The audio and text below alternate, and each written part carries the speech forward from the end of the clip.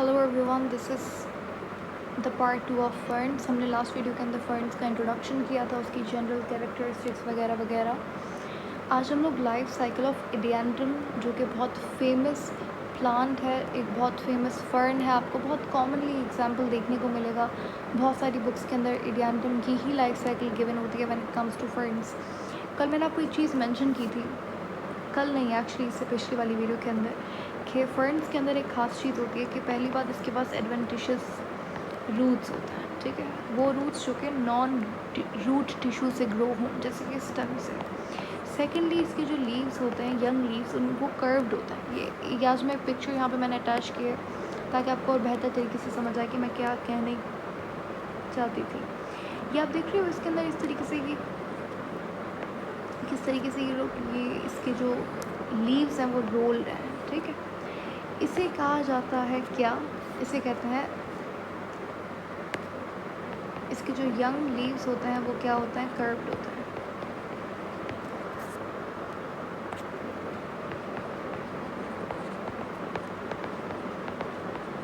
इसे कहते हैं सर्किनेट वर्नेशन। ठीक हो गया। तो ये आपको इस पिक्चर के अंदर अच्छे से समझ आएगा सर्किनेट वर्नेशन किसे कहा जाता है, यानी जो कर्व्ड लीव्स होते हैं इसे सर्किनेट वर्नेशन कहा जाता है। अच्छा, ये जो बेसिकली हमारे पास ये जो लीव्स होते हैं, ये लीव्स बनते हैं, तो ये कौन सी जनरेशन के अंदर बनता है, स्पोरोफाइट, क्योंकि स्पोरोफाइट जनरेशन ही इसकी डोमिनेंट जनरेशन होती है। क्योंकि कल बताया था ना, मतलब पिछली वीडियो के अंदर बताया था कि जो गैमेटोफाइट्स होते हैं वो ख़त्म हो जाती है जब स्पोरोफाइट मेच्योर होता है, तो गैमेटोफाइट जनरेशन ख़त्म हो जाती है। अच्छा, जब ये लीव्स हमारे पास सर्कुलेट वर्नेशन में होते हैं, उसके बाद जब ये मेच्योर होते हैं, व्हेन दे बिकम मेच्योर, तो इस तरीके से ये लोग अनरोल होते हैं, uncurve, I don't know if uncurve is a word और नॉट, बट जब ये लोग स्ट्रेट होते हैं तो ये कुछ इस तरीके से दिखते हैं, ठीक है। इनके जो लीव्स होते हैं उनके अंदर, उनके दरमियान स्पेसेस होती हैं, ठीक है।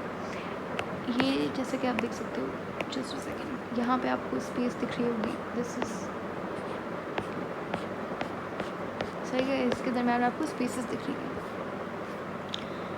खैर, हमारा आज का टारगेट है एडियांड्रम की लाइफ साइकिल पढ़ना। वैसे तो हर ही प्लांट की लाइफ साइकिल बहुत इजी और समझने लायक है, अगर आपको ऑल्टरनेशन ऑफ जनरेशन का कॉन्सेप्ट आता है तो बहुत अच्छे से समझ लो, वो कॉन्सेप्ट आपका बहुत काम का है, ठीक है। चलें अब शुरू करते हैं। कॉन्सेप्ट देखेंगे, हमें कुछ भी, कोई भी बिल्कुल भी रट्टा नहीं लगाना। You don't need to mug up things, सिर्फ कॉन्सेप्ट पे ध्यान देंगे, समझते हैं किस तरीके से चीज़ें होती हैं, कैसे आप याद करोगे। ये मुश्किल होती है, याद कैसे करेंगे, अरे समझ तो आ गया, but how to memorise this, don't worry, अगर समझ में आता है तो याद भी हो जाता है। लेकिन कंडीशन ये है, शर्त ये कि आपको ऑल्टरनेशन ऑफ जनरेशन आना चाहिए। अगर ऑल्टरनेशन ऑफ जनरेशन आता है तो वैसे तो सारे ही आपके पास जो लाइफ साइकिल्स हैं इस चैप्टर के अंदर वो सारी सेम ही है, ठीक है। चलो अब समझ लो, मेरे पास एक प्लांट है, ये वाला प्लांट ही उठा लेते हैं, सही है, ये वाला, ठीक है। मेरे पास ये प्लांट है, मेरे पास ये एक फर्न है, अभी बताया था कौन सी जनरेशन है, ये स्पोरोफाइट,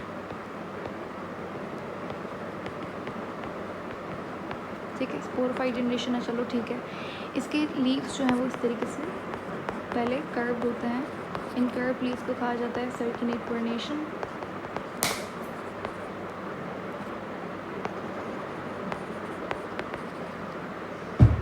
सही है। फिर उसके जब लीव्स जो है वो अनकर्व होते हैं तो ये कुछ इस तरीके से दिखता है। और एक और चीज़ मैंने मेंशन की थी कि इसके लीव्स के ऊपर, क्योंकि ये स्पोरोफिल लीव्स होते हैं, कैसे स्पोरोफिल, मतलब कि इसके लीव के ऊपर स्पोरेंजियम भी अटैच्ड होता है, तो ऐसे लीव्स को स्पोरोफिल कहा जाता है। और ये जो ग्रुप ऑफ स्पोरेंजियम, ऐसे सॉरी कहा जाता है। ये तो हो गई बेसिक सी बातें जो कल हमने की थी। अब ये स्पोरोफाइट है, स्पोरोफाइट कैसा होता है, डिप्लॉयड होता है, सही है, स्पोरोफाइट डिप्लॉयड होता है। अब स्पोरोफाइट प्लांट है तो डेफिनेटली क्या करेगा, ये बनाता है स्पोर्स। और कैसे स्पोर्स बनेंगे, होमोस्पोर्स, एक जैसे दिखने वाले स्पोर्स बनते हैं। अब डिप्लॉयड से स्पोर्स कैसे होते हैं, हैप्लॉइड, अगर डिप्लॉयड से हैप्लॉइड बनता है तो यानी कि यहाँ पे क्या हुआ है, मियोसिस हुई है। अब ये स्पोर्स हैप्लॉइड होते हैं और ये जाके क्या करेंगे, किसी सूटेबल जगह पे जाके जर्मिनेट होंगे। अब जब ये जर्मिनेट होंगे तो ये लोग बनाएंगे एक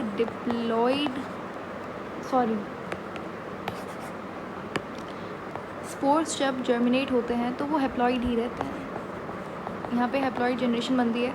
अब ये जो प्लांट बना है इसको आप बोलते हो गैमेटोफाइट। गैमेटोफाइट कैसा होता है, हैप्लॉइड होता है। और गैमेटोफाइट की शेप कल बताया था कैसी होती है, हार्ट शेप्ड का होता है। आप देख सकते हो इसका पिक्चर, आप गूगल पे जाके सर्च करोगे गैमेटोफाइट ऑफ फर्न्स, आपको दिखेगा कि वो सही में एक हार्ट जैसा दिखता है। और गैमेटोफाइट जनरेशन को क्या कहते हैं, प्रोथैलस कहा जाता है। सही, यहाँ तक समझ आ गया। अब ये गैमेटोफाइट है। गैमेटोफाइट क्या करता है, गैमेट्स प्रोड्यूस करता है। तो हमें पता है कि दो तरीके के गैमेट्स होते हैं, एक होता है फीमेल गैमेट और एक होता है मेल गैमेट्स, यानी कि एग और स्पर्म। जो फीमेल गैमेट्स होते हैं वो फीमेल गैमेटेंजिया के अंदर प्रोड्यूस होते हैं और जो मेल वाले हैं वो मेल गैमेटेंजिया। गैमेटेंजिया कुछ भी नहीं है, male sex organ and female sex organ, ठीक है। एंथ्रीडियम और आर्शिगोनियम, समझ आती है इतनी बात। अब ये हमारे पास यहाँ पे समझ लीजिए एग है और यहाँ पे ये स्पर्म बना। अब ये क्या होंगे, फ्यूज़ होता है। अब एक चीज़ याद रखना, क्योंकि ये हैप्लॉइड था, हैप्लॉइड से जब गैमेट्स बने, गैमेट्स भी हैप्लॉइड होते, तो क्या हुआ, माइटोसिस हुआ। सही, पहले से हैप्लॉइड था तो अब मियोसिस क्या ही करोगे आप। यहाँ तक बात समझ आ गई। अब ये गैमेट्स क्या होंगे, फ्यूज़ होंगे। फ्यूज़ होने को हम लोग फर्टिलाइजेशन कहते हैं। जब फर्टिलाइजेशन होगी तो क्या बनता है, जाइगोट बनता है। जाइगोट कैसा होता है, डिप्लॉइड होता है और ये बनाता है स्पोरोफाइट जनरेशन, ठीक है। दोबारा से डिप्लॉइड जनरेशन बनती है हमारे पास, फिर मेयोसिस होता है। ये चीज़ें चलती रहती हैं। स्पोरोफाइट से गैमेटोफाइट, गैमेटोफाइट से स्पोरोफाइट बनना, ये एक कंप्लीट वन लाइफ साइकिल होती है।